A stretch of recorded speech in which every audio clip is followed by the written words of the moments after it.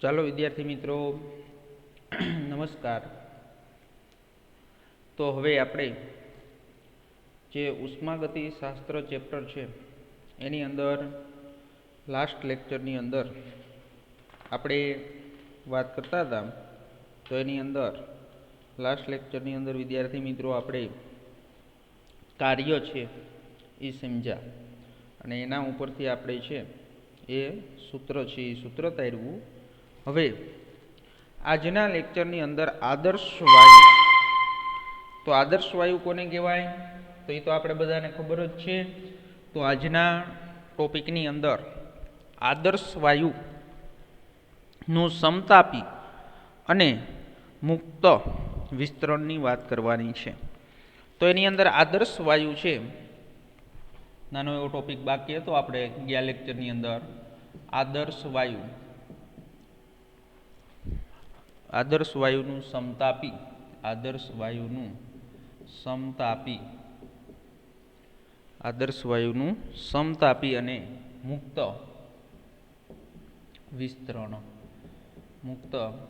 વિસ્તરણ।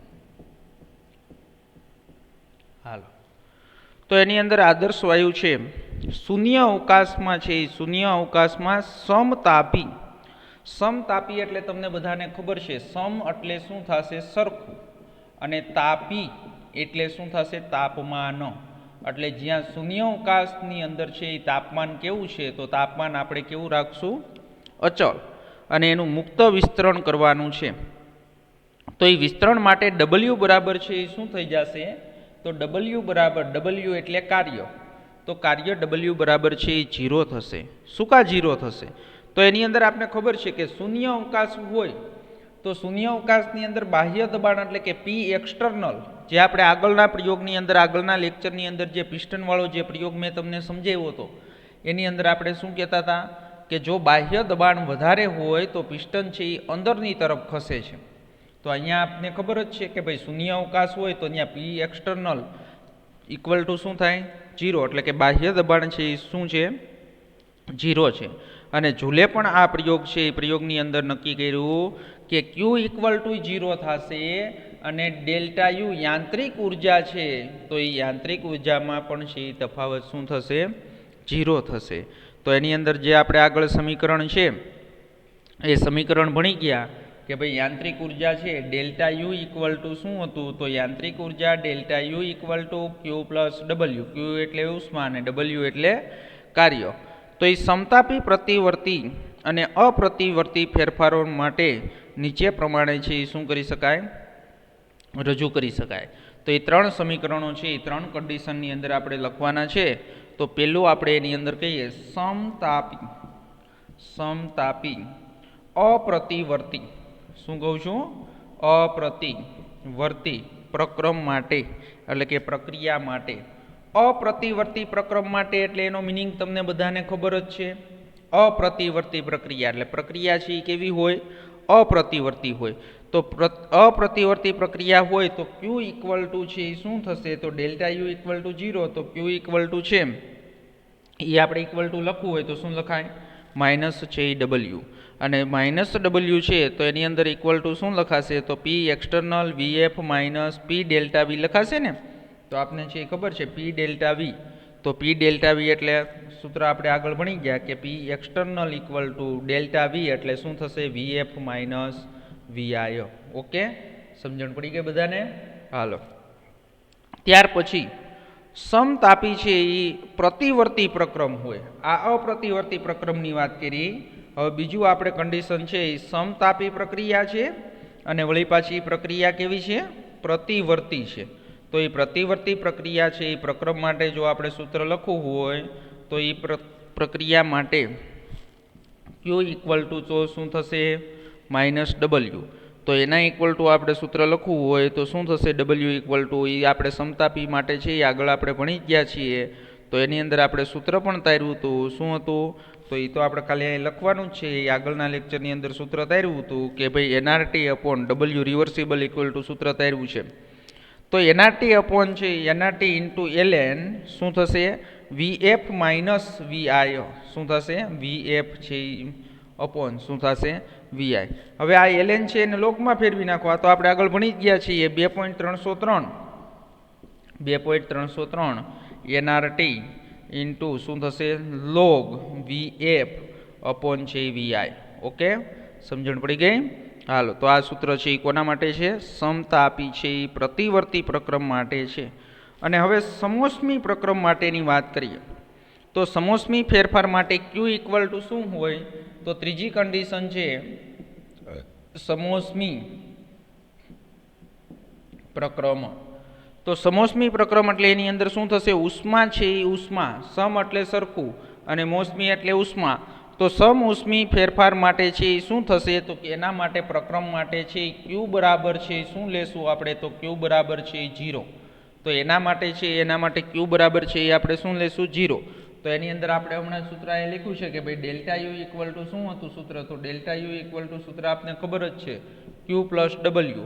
તો ક્યુ equal to 0 થઈ જશે તો ઇક્વલ ટુ શું થશે? ડબલ્યુ. ઓકે, તો આ છે એ કન્ડિશન છે. એ ત્રણે ત્રણ કન્ડિશનની અંદર આપણે સમીકરણ છે એના લગતા આવડવા જોઈએ. ઓકે, એના ઉપરથી હવે છે એ શું આપેલા છે? તો આપણે કોયડાઓ છે એ કોયડાઓ આપેલા છે. તો એ કોયડાઓનો છે એ આપણે શું કરીએ? અભ્યાસ કરી લઈએ. હાલો, અથવા તો એ કોયડાઓ છે એ તમે જાતે કરી નાખજો. ઉપરના જે ત્રણ સમીકરણ છે એનો ઉપયોગ કરીને જ તમારે શું કરવાનું છે? તો એ ત્રણ જે ઉપરના સમીકરણ છે એ ત્રણ સમીકરણની અંદર જ તમારે કિંમત મૂકી અને છે એ કોયડાઓ છે એ કોયડાઓ તમે જાતે કરી નાખજો. એટલે આગળનો ટોપિક છે એ આપણો પૂરો થઈ જશે. તો એની અંદર વિદ્યાર્થી મિત્રો કોયડા છે એ આપને આપ્યો છે 6.2, 6.3 અને 6.4. ઓકે, એની અંદર જો શું કીધું છે ખાલી સમજાવી દઉં તમને કે ભાઈ 25 અંશ સેલ્સિયસ તાપમાને 2 લીટર આદર્શ વાયુ લીધો છે. કેટલા લીટર લીધો છે? 2 લીટર આદર્શ વાયુ લીધો છે. અને એક વાતાવરણ દબાણે છે એ શૂન્ય અવકાશમાં છે એ સમતાપી રીતે જ્યાં સુધી કદ છે એ કેટલા લીટર? 10 લીટર થાય ત્યાં સુધી તે શું કરે છે? વિસ્તરે છે. અને કેટલીક ઉષ્મા છે એ ઉષ્મા શોષાય હશે અને આ વિસ્તરણમાં કેટલું કાર્ય થયેલું હશે. તો એની અંદર આપણે જે હમણાં સૂત્ર ભણ્યા તો એ ઉપરનું જે સૂત્ર છે કે ક્યુ ઇક્વલ ટુ છે minus W equal to P external, જે આ પહેલું સૂત્ર સમતાપી પ્રક્રમ માટે. તો આ પહેલું સૂત્ર છે. તો એની અંદર તમે કિંમત મૂકી દેશો એટલે જ્યારે શું થશે? ફાઇનલ કદ 10 અને -2 એટલે એની અંદર છે એ તમને શું મળશે? તો ક્યુ બરાબર 0. તો અહીંયા કોઈ કાર્ય નથી થયું અને કોઈ પણ છે એ ઉષ્મા છે એ ઉષ્મા પણ શોષાણી નથી. અને ઉપરની જે રકમ આપી છે એના જ કોયડાઓ તમને આ નીચે આપ્યા છે કે જો ઉપરનું વિસ્તરણ ધ્યાનમાં લઈ અને ગણતરી કરવામાં આવે તો અચળ છે એ જો અચળ બાહ્ય દબાણ 1 ATM રાખેલું હોય તો શું થશે? તો એની અંદર જો બાહ્ય દબાણ છે એ શું રાખ્યું છે? અચળ રાખ્યું છે. તો ક્યુ ઇક્વલ ટુ શું થઈ જશે? Minus W. અને પી એક્સટર્નલ છે એ તમને ખબર જ છે તો એ કેટલું થશે? તો એની અંદર છે 10 - 2 એટલે એની અંદર કેટલા લીટર થશે? 8 લીટર. ઓકે, અને એ જ કોયડો છે 1 મોલ આદર્શ વાયુ લઈ અને કદ શોધવાનું છે. એ કદના વાયુના કદના છે એ વિસ્તરણ માટે ગણતરી કરો. તો એની અંદર છે એ તમારે નીચેનું સૂત્ર જે આપણે આ બીજું સૂત્ર તાર્યું તો એ બીજા સૂત્રની અંદર તમે કિંમત મૂકી દેશો. તો બીજા સૂત્રની અંદર તમે કિંમત મૂકશો એટલે તમને શું મળી જશે? તો 1 મોલમાં છે એ આદર્શ વાયુનું કદ વિસ્તરણ માટેની ગણતરી લેવાની છે. ઓકે, હાલો, તો એમાં કિંમત જ મૂકવાની છે. તો કોયડો છે એ તમને બધાને આવડે એવા છે. તો 6.2, 6.3 અને 6.4 કોયડો છે એ કોયડો કરી નાખજો. હવે ત્યાર પછીની વાત કરવાની છે એન્થાલ્પી. તો એની અંદર જો વિદ્યાર્થી મિત્રો આ ચેપ્ટરની અંદર આપણે શું ભણ્યા અત્યારે? તો અત્યાર સુધી તમે છે એ ભણતા હતા એ ડેલ્ટા યુ ભણતા હતા. શું ભણતા હતા? Delta you. તો ડેલ્ટા યુને તમે શું કહેતા હતા? તો ડેલ્ટા યુને છે એ તમે આંતરિક ઉર્જામાં થતો ફેરફાર છે કહેતા હતા. હવે આપણે એની અંદર એક નવી જે રાશિ છે તો એ રાશિની વાત કરવાની છે. તો એ રાશિ છે એન્થાલ્પી. અને એન્થાલ્પીને છે એ કોના વડે દર્શાવાય છે? તો એન્થાલ્પીને છે એ H વડે દર્શાવાય છે. અને એન્થાલ્પીમાં જો થતો ફેરફાર કે તો એન્થાલ્પીમાં થતો ફેરફાર એટલે શું થશે? Delta H. તો એ એન્થાલ્પીમાં જે થતો ફેરફાર છે તો એનું આપણે સૂત્ર તારવવાનું છે. એન્થાલ્પીમાં થતો ફેરફાર છે એ આપણે 12મા ધોરણની અંદર અને 11મા ધોરણની અંદર ઘણી જ વખત છે એ ઉપયોગમાં આવશે.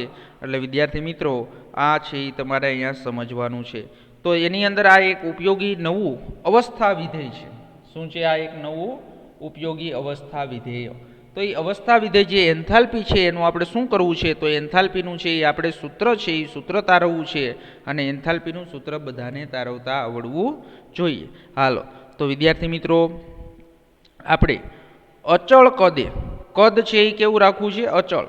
તો એની અંદર અચળ કદે છે એ શોષાયેલી ઉર્જા છે, તો એ શોષાયેલી ઉષ્મા છે એ યાંત્રિક ઉર્જાનો શું છે? ફેરફાર. એટલે ડેલ્ટા યુ ઇક્વલ ટુ આપણે આગળ લખ્યું હતું કે ભાઈ ડેલ્ટા યુ ઇક્વલ ટુ શું લખાશે? QV. આપણે કદ છે એ કેવું રાખ્યું છે? તો કદ છે એ અચળ રાખ્યું છે. તો એની અંદર છે મોટાભાગની રાસાયણિક પ્રક્રિયાઓ છે એ અચળ કદે કરવામાં આવતી નથી, પરંતુ આપણે બધાને ખબર છે ફ્લાસ્કની અંદર અથવા કસનળીની અંદર છે એ અચળ વાતાવરણ દબાણે છે એ કરવામાં આવે છે. અને આ પરિસ્થિતિમાં જો યોગ્ય હોય તેવું બીજું અવસ્થા વિધેય છે એ વ્યાખ્યાયિત કરવાની શું થશે? આપણને જરૂર પડશે. તો આગળ જે સમીકરણ ભણી ગયા છીએ, તો આગળ જે આપણે સમીકરણ છે એ શું ભણી ગયા હતા? તો આગળનું સમીકરણ તમને બધાને ખબર છે કે ડેલ્ટા યુ ઇક્વલ ટુ શું થશે? Q plus W. તો ડેલ્ટા યુ ઇક્વલ ટુ જે સૂત્ર છે એ આપણે આગળ છે એ આગળ અભ્યાસ કરી ગયા. તો ડેલ્ટા યુનું સૂત્રની અંદર તમને બધાને ખબર છે કે Q delta U equal to શું થશે? Q પ્લસ W, જેને આપણે શું કહીએ છીએ? ઉષ્મા ગતિશાસ્ત્રનો છે એ પ્રથમ નિયમનું છે એ ગાણિતિક સ્વરૂપ છે. તો હવે એની અંદર આપણે જો પ્રક્રિયા છે એ શું કરતા હોય? અચળ દબાણે પ્રક્રિયા કરતા હોય તો આ સૂત્રને આપણે કઈ રીતે લખી શકાય? તો W ઇક્વલ ટુ તમને ખબર છે P ડેલ્ટા V. ઓકે, તો આ જો પ્રક્રિયા અચળ દબાણે પ્રક્રિયા થતી હોય તો આપણે એને delta U equal two QP. શું કામ મેં અહીંયા QP લખ્યું? કારણ કે આ પ્રક્રિયા છે એ અચળ કદે નહીં પણ શું થાય છે? અચળ દબાણે. P delta V minus P delta V. તો આ બધાને છે એ ખબર છે. તો જ્યાં QP છે એ પ્રણાલીએ શું કર્યું છે? તો QP છે એ પ્રણાલીએ શોષેલી ઉર્જા છે. શું છે? પ્રણાલીએ શોષેલી ઉષ્મા અથવા ઉર્જા કયો. ઓકે, તો એની અંદર છે એ પ્રણાલીએ શોષેલી ઉષ્મા છે અને P ડેલ્ટા V છે એ પ્રણાલી દ્વારા શું છે? કરાયેલું વિસ્તરણ છે. તો એની અંદર જો P ડેલ્ટા V પ્રણાલી છે એ પ્રણાલી દ્વારા, એટલે આ નિશાની છે એ મેં શું આપ્યું છે? માઇનસ. તો પ્રણાલી દ્વારા છે એ કરાયેલ વિસ્તરણનું કાર્ય છે. અને આપને બધાને ખબર છે કે જો આ જ સૂત્રની અંદર જો આપણે પ્રારંભિક અવસ્થા માટે છે એ શું કરીએ? તો પ્રારંભિક અવસ્થા માટે આપણે 1 લઈએ. શું લઈએ? પ્રારંભિક અવસ્થા માટે છે એ અવસ્થા માટે પાદાંક છે એ આપણે શું લેવાય? 1. અને અંતિમ અવસ્થા છે તો અંતિમ અવસ્થા માટે આપણે છે એ શું લેવાય? તો અંતિમ અવસ્થા માટે આપણે લઈએ પાદાંક 2. જેમ આપણે કેમ ઇનિશિયલ કહેતા અને ફાઇનલ કહેતા, એની જગ્યાએ આપણે અહીંયા શું કરીએ છીએ? 1 અને 2 ની વાત કરીએ છીએ. તો હવે આ સૂત્ર છે એ સૂત્રને કઈ રીતે લખી શકાય? તો તમને બધાને ખબર છે કે એની અંદર છે એ શું કરશું આપણે? U2 minus U1. અંતિમ અવસ્થા શું છે? 2. એટલે U2 minus U1 equal to શું થશે? QP. શું થશે? QP minus P. તો માઇનસ P છે ડેલ્ટા V. ડેલ્ટા V એટલે શું થાય? V2 minus V1. ઓકે, તો આપણે અહીં ઓલો ઇનિશિયલ ને ફાઇનલ લેતા હતા શબ્દ, એની જગ્યાએ આપણે શું લઈએ છીએ? 1 અને 2 લઈએ છીએ. તો હવે આપણે આ જે સમીકરણ છે તો એ સમીકરણની પુનઃ ગોઠવણી મારે કરવી છે. એટલે QP ને મારે સૂત્રનો કરતા બનાવવો છે. એટલે મેં QP અહીંયા રાખ્યું. શું રાખ્યું? QP. હવે એની અંદર છે એ શું કરવું છે? તો એની અંદર છે એ આપણે U છે U પેલા આનો ગુણાકાર કરી નાખો એટલે શું થઈ જાય? PV2. અને માઇનસ માઇનસ પ્લસ એટલે શું થઈ જશે? અહીં લખી જ નાખીએ આપણે. હાલો કે U2 minus U1 equal to QP minus P into V minus minus plus એટલે PV1. શું થશે? PV1. ઓકે, હાલો હવે આપણે આ સૂત્રની અંદર છે એની પુનઃ ગોઠવણી કરવી છે. એટલે કોને સૂત્રનો કરતા બનાવવો છે? QP ને. તો QP ને સૂત્રનો કરતા બનાવશો એટલે એની અંદર શું થશે? U2 છે એ પ્લસ છે અને U2 પ્લસ છે એ શું લઈએ આપણે? તો એને સામેની સાઈડ જવા દો. તો સામેની સાઈડ જવા દેશો એટલે માઇનસ છે એટલે શું થઈ જાય? Plus PV2. ઓકે, હાલો હવે માઇનસ. તો એની અંદર માઇનસ છે એ શું થશે? તો માઇનસ U1. તો માઇનસને આપણે બહાર કાઢી લીધો એટલે શું થઈ જશે? U1 પ્લસ શું થશે? PV1. તો આ સમીકરણ છે એ સમીકરણની શું કરવામાં આવી? પુનઃ ગોઠવણી છે એ પુનઃ ગોઠવણી આપણે કરી.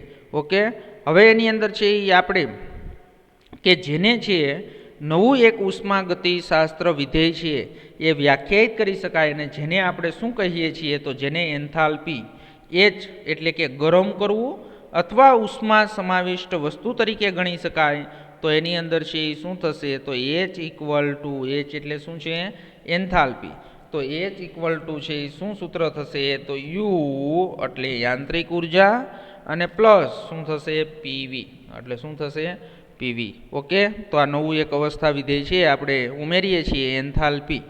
તો આ જે સમીકરણ છે તો એ સમીકરણની અંદર આપણે છે એ શું કરશું તો એની અંદર આપણે કિંમત મૂકવી છે ક્યુપી, તો ક્યુપી ઇક્વલ ટુ શું થશે તો ક્યુપી ઇક્વલ ટુ શું થશે કે ભાઈ H2 માઇનસ H1, તો જે સમીકરણ આપણું આગળ 6.6 એટલે તમને ખબર છે કે આ સમીકરણ જે આપણે અભ્યાસ કરી ગયા, તો આ સમીકરણની અંદર આપણે શું કરવું છે તો સમીકરણની અંદર H જે છે તો એની અંદર ક્યુપી, તો ક્યુપી છે એ શું થશે તો ક્યુપી, હવે જો આ ક્યુપી ઇક્વલ ટુ શું થશે યુ પ્લસ પીવી, તો યુ પ્લસ પીવી છે એટલે અહીંયા તમે કિંમત મૂકો તો શું થશે તો એના ઇક્વલ ટુ એચ છે, પણ અહીંયા શબ્દ છે એ 2 લખો છે એટલે આપણે અહીંયા શું લખશું H2 માઇનસ H1, અને એ કિંમત અહીંયા મૂકી દો એટલે શું થઈ જશે H2 માઇનસ H1, અને ક્યુપી ઇક્વલ ટુ શું થશે તો ક્યુપી ઇક્વલ ટુ તમને ખબર છે એન્થાલ્પીમાં થતો ફેરફાર, એટલે ક્યુપી ઇક્વલ ટુ શું થશે તો ક્યુપી ઇક્વલ ટુ ડેલ્ટા એચ, શું થશે ક્યુપી ઇક્વલ ટુ ડેલ્ટા એચ, અને આ જે એચ છે એ શું છે અવસ્થા વિધેય છે, અને તે 3 કોની સાથે યુ પી અને વી એટલે શું થશે યાંત્રિક ઉર્જા, દબાણ અને કદ ત્રણેય સાથે સંકળાયેલ છે, અને જે અવસ્થા વિધેય છે અને આથી જ છે આપણે એમ કહી શકાય કે ડેલ્ટા એચ એટલે એન્થાલ્પીમાં થતો ફેરફાર એ પથથી સ્વતંત્ર છે, અને તેથી ક્યુપી છે એ પણ શું છે પથથી સ્વતંત્ર છે. તો તમને આગળ પણ વાત કરી હતી કે ભાઈ ઉષ્માગતિશાસ્ત્ર છે તો એ આપને શું સમજાવે છે તો ઉષ્માગતિશાસ્ત્ર છે એ તમે પથ કયો પસંદ કરો છો એના ઉપર આધાર રાખતું નથી. ઓકે, હાલો, તો એની અંદર જો અચળ દબાણે છે એ પ્રક્રિયા કરવામાં આવે, શું કરવામાં આવે અચળ દબાણે, તો આપણે જે હમણાં આગળ સૂત્ર ભણી ગયા કે ભાઈ H equal to you plus PV, તો એની અંદર આપણું એન્થાલ્પીનું સૂત્ર વિદ્યાર્થી મિત્રો યાદ રાખવાનું છે H equal to you plus PV. હવે જો આની અંદર છે એ આપણે શું કરીએ તો એની અંદર થતો ફેરફાર, તો એની અંદર થતો ફેરફાર છે એ આપણે લખવો હોય તો અચળ દબાણે છે એ શું કરવું હોય ફેરફાર લખવો હોય તો શું લખાય તો બધાને ખબર છે એન્થાલ્પીમાં થતો ફેરફાર ડેલ્ટા એચ, પછી આંતરિક ઉર્જામાં થતો ફેરફાર ડેલ્ટા યુ, અને પ્લસ શું થશે તો ડેલ્ટા પીવી. હવે જો આ સમીકરણ લખવું, હવે એમ કહું કે આ સમીકરણની અંદર અચળ દબાણે શું કહું છું અચળ દબાણે છે એ અચળ દબાણે, તો અચળ દબાણે એટલે પી છે એ કેવું થઈ જશે અચળ, તો પી છે એ અચળ પણ હોઈ શકે, તો આ સૂત્રને લખવું હોય તો પી અચળ છે તો આ ડેલ્ટા છે એ કોના માટે લાગુ પડી શકાય વી, એટલે સૂત્ર શું લખશો delta H equal to delta U plus P delta V, એટલે એના કદમાં ફેરફાર થાય છે પણ એના દબાણમાં ફેરફાર થતો નથી. તો એની અંદર અહીંયા નોંધવું એક અગત્યની બાબત છે કે જ્યારે અચળ દબાણે પ્રણાલી છે એ શું કરે છે ઉષ્માનું શોષણ કરે છે, તો ત્યારે ખરેખર આપણે છે એન્થાલ્પીનો શું કરી શકાય ફેરફાર છે એ માપી શકાય. તો વિદ્યાર્થી મિત્રો આ એક વસ્તુ મોસ્ટ આઈએમપી છે, તો એની અંદર છે આ સૂત્ર આપણે સમજ્યા કે ભાઈ delta H equal to delta U plus P delta V, એટલે અહીંયા તમે શું કીધું કે ભાઈ આ પ્રક્રિયા છે એ સૂત્ર લખ્યું એટલે એનો મિનિંગ શું છે અચળ દબાણે થાય છે, શું થાય છે અચળ દબાણે. ઓકે, તો એ અચળ દબાણે જે પ્રક્રિયા થાય છે તો અચળ દબાણે જો પ્રક્રિયા થતી હોય તો પ્રણાલી છે એ શું કરશે તો પ્રણાલી છે એ ઉષ્માનું શોષણ કરશે, તો ઉષ્માનું જ્યારે શોષણ કરશે તો ત્યારે છે એ ખરેખર આપણે એ શું માપી શકે છે તો એ એન્થાલ્પીનો છે એ શું માપી શકે છે ફેરફાર છે એ ફેરફાર માપી શકે છે. ઓકે, તો એની અંદર છે હવે આપણે સૂત્ર લખવું હોય તો શું લખાય ડેલ્ટા એચ ઇક્વલ ટુ શું થશે તો ડેલ્ટા એચ ઇક્વલ ટુ ક્યુપી, શું થશે ડેલ્ટા એચ ઇક્વલ ટુ ક્યુપી. તમને બધાને ખબર છે કે આના ઇક્વલ ટુ હમણાં જ આપણે આગળ વાત કરી તો એની અંદર શું થશે તો delta U equal to P delta V એટલે શું લખી શકાય ક્યુપી લખી શકાય. ઓકે, તો એની અંદર આગળ જે સૂત્ર તાર્યું તો એની કિંમત જ મૂકી છે, તો ડેલ્ટા એચ ઇક્વલ ટુ શું થશે તો ડેલ્ટા એચ ઇક્વલ ટુ ક્યુપી. તો અચળ દબાણ છે એ પ્રણાલી વડે શું છે શોષાયેલી ઉષ્મા છે. ઓકે, તો હવે વિદ્યાર્થી મિત્રો જે વાત કરું છું તો એ નીટની અંદર ખાસ તો એની અંદર આપણે ડેલ્ટા એચ એન્થાલ્પી છે તો એ એક વસ્તુ ખાસ આપને ખબર હોવી જોઈએ કે રસાયણ વિજ્ઞાનની અંદર બે પ્રકારની પ્રક્રિયા હોય છે. એક પ્રક્રિયા કેવી હોય? ઉષ્માક્ષેપક. તો ઉષ્માક્ષેપક પ્રક્રિયા હોય તો તમને બધાને ખબર છે કે જે પ્રક્રિયા દરમિયાન શું થાય છે તો ઉષ્મા છે એ મુક્ત થાય છે. શું થાય છે? મુક્ત થાય છે. અને જ્યારે ઉષ્મા મુક્ત થાય, ઉષ્માક્ષેપક પ્રક્રિયા એટલે ઉષ્મા છે એ ઉષ્મા શું થશે તો ઉષ્મા મુક્ત થશે. અને ઉષ્મા મુક્ત થશે એટલે ડેલ્ટા એચ છે તો ડેલ્ટા એચનું મૂલ્ય હંમેશા કેવું મળશે તો ડેલ્ટા એચનું મૂલ્ય હંમેશા ઋણ હોય છે.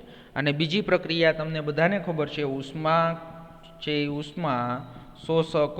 તો ઉષ્મા શોષક પ્રક્રિયા હોય તો એની અંદર તમને બધાને ખબર છે કે ઉષ્મા શોષક પ્રક્રિયા એટલે ઉષ્મા છે એ શું થાય છે તો ઉષ્માનું શોષણ થશે. શું થશે? ઉષ્માનું શોષણ. અને જ્યારે ઉષ્માનું શોષણ થશે ત્યારે ડેલ્ટા એચ એટલે કે એન્થાલ્પીનો થતો ફેરફાર છે એનો આન્સર કેવો મળશે તો એનો આન્સર છે એ ધન મળશે. કેવો મળશે? ધન. એક આ વસ્તુ આપણે યાદ રાખવાની છે. અને એક જ્યારે આ ચેપ્ટરની અંદર જે આગળ આપણે એક અવસ્થા વિધેય ડેલ્ટા જી ઉમેરશું, છેલ્લે લાસ્ટમાં આવશે ગિબ્સ મુક્ત ઉર્જા, ત્યારે એ પાછું આપણે જોશું. ઓકે, હાલો. તો વિદ્યાર્થી મિત્રો આ વસ્તુ ખાસ છે એ આપને ખબર હોવી જોઈએ. તો એની અંદર ડેલ્ટા એચનું મૂલ્ય છે એ પ્રક્રિયા ઉષ્મા શોષક હોય ત્યારે છે એ શું થશે? ધન. અને ઉષ્માક્ષેપક હોય ત્યારે એનું છે એ શું મૂલ્ય થશે? ઋણ. ઓકે, હાલો. તો એની અંદર હવે આપણે વાત કરવી છે કે આ જે પ્રક્રિયા છે તો એ પ્રક્રિયા શું થતું હોય? અચળ કદે પ્રક્રિયા થતી હોય. આપણે અચળ દબાણે લખ્યું. હવે છે એ અચળ છે એ શું થશે? કદે. તો અચળ કદે એટલે તમને બધાને ખબર છે કે ડેલ્ટા વી ઇક્વલ ટુ શું થઈ જાય? 0. એટલે એના કદમાં છે એ ફેરફાર થતો નથી. તો કદમાં ફેરફાર થતો નથી તો આપણે સૂત્ર છે એ ડેલ્ટા યુ ઇક્વલ ટુ શું લખતા હતા? તો ડેલ્ટા યુ ઇક્વલ ટુ છે એ શું લખતા હતા? QV. તો સમીકરણ છે એ સમીકરણની અંદર આપણે લખવું હોય જે આગળ ભણી ગયા તે કે delta H equal to delta U plus P delta V. Okay, તો ડેલ્ટા વીનું મૂલ્ય કેવું થઈ ગયું? તો ડેલ્ટા વીનું મૂલ્ય શૂન્ય થઈ ગયું. તો ડેલ્ટા વીનું મૂલ્ય છે એ શૂન્ય થશે તો હવે ડેલ્ટા એચ ઇક્વલ ટુ શું થઈ જશે? તો delta H equal to delta U equal to શું લખાય? QV. તો શું થશે? QV. તો હવે આમ પણ તમે લખી શકો ડેલ્ટા એચ ઇક્વલ ટુ શું થશે? QV. તો પ્રક્રિયા છે એ કેવી થતી હોય? અચળ કદે થતી હોય. ઓકે, હાલો. તો હવે એની અંદર છે એ આપણે ઘન અને અથવા પ્રવાહી ધરાવતી પ્રણાલી માટે ડેલ્ટા એચ અને ડેલ્ટા યુ વચ્ચેનો તફાવત છે એ સાર્થક હોતો નથી. અને ઘન અને પ્રવાહીને જો ગરમ કરતા કદમાં છે એ સાર્થક ફેરફાર દર્શાવતા નથી. પરંતુ જ્યારે જો પ્રણાલી તમે કેવી લ્યો? વાયુમય પ્રણાલી હોય ત્યારે આ તફાવત છે એ સાર્થક હોય છે. તો આપણે વાયુઓ છે એ ધરાવતી એક પ્રણાલી લઈએ અને જો એની અંદર છે VA છે એ બધા જ શું હોય? વાયુમય પ્રક્રિયકોનું કુલ કદ હોય. અને VB છે એ શું હોય? તો વાયુમય નિપજોનું કુલ કદ હોય. અને જ્યારે NA છે એ વાયુમય પ્રક્રિયકોના કુલ મોલ હોય. અને NB છે એ વાયુમય નિપજોના છે એ શું હોય? કુલ છે એ કુલ મોલની સંખ્યા હોય. તો આ બધા જ છે એ અચળ તાપમાને અને દબાણે હોય તો એના આદર્શ વાયુના નિયમ પ્રમાણે છે એ આપણે જે સમીકરણ છે એ સમીકરણની ઉપયોગ કરી અને આપણે છે એ એક સમીકરણ છે એ તારવવું છે. અને એ જે સમીકરણ હવે જે આપણે સમીકરણ તારવીએ છીએ તો એ પણ વિદ્યાર્થી મિત્રો નીટ માટે છે મોસ્ટ IMP છે. ઓકે, હાલો. તો એની અંદર સમજાવી દઉં. તો જો VA, તો VA શું છે? તો VA છે એ વાયુમય પ્રક્રિયકોનું કુલ કદ છે. વાયુમય પ્રક્રિયકોનું શું છે? તો વાયુમય પ્રક્રિયકોનું કુલ કદ છે. ઓકે, એવી જ રીતે VB છે. તો VB આપણે શું લીધું છે? તો VB એટલે વાયુમય છે એ વાયુમય નિપજોનું છે એ નિપજોનું કુલ કદ છે. શું છે? નિપજોનું કુલ કદ છે. અને જ્યારે NA છે એ શું છે? તો NA છે એ વાયુમય પ્રક્રિયકોની કુલ મોલ સંખ્યા છે. તો વાયુમય